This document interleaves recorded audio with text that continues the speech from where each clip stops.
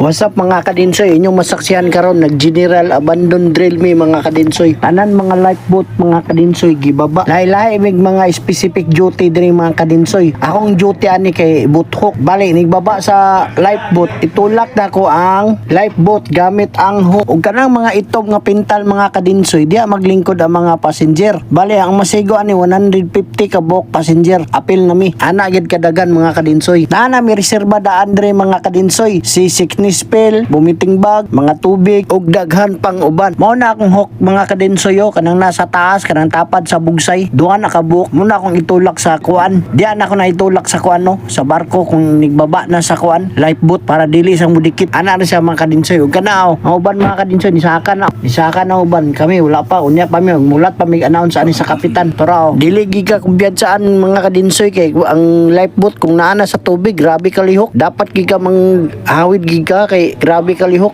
O torang isa o ni saka na pud. Pag umana ng isa, kami na pud saka ni mga kadinsoy. Ug sa diyang gisaka ng among lifeboat mga kadinsoy. Nanami habog na kay ni. Hardlock gyud, hawid gyud mga kadinsoy kay taas-taas na ba gyud ni. Mora to, sige bye.